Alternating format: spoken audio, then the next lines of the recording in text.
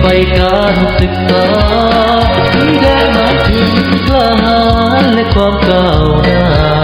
ที่ไม่หมายว่าสันติภาพและความมั่นคง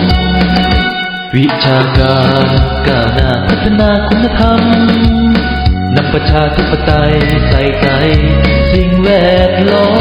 มประชาธิปไตยคู่สถาบันจึงดูงามพร้อม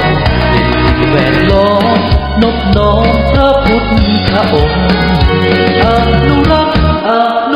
ปัญญาท้องถิ่นแผ่นดินอุพายา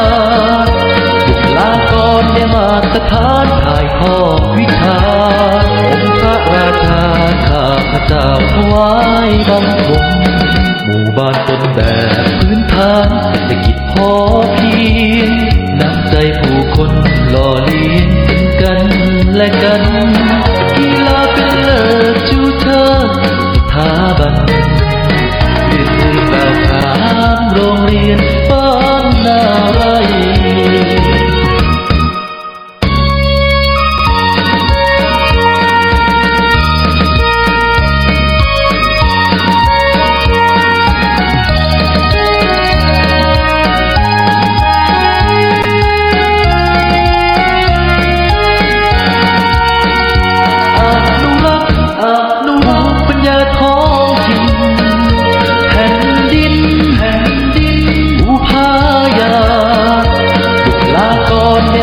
สถานถ่ายทอดวิชา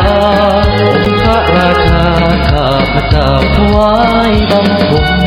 หมู่บ้านต้นแบบพื้นฐานเศรษฐกิจพอเพียงน้ำใจผู้คนหล่อเลี้ยงกันและกัน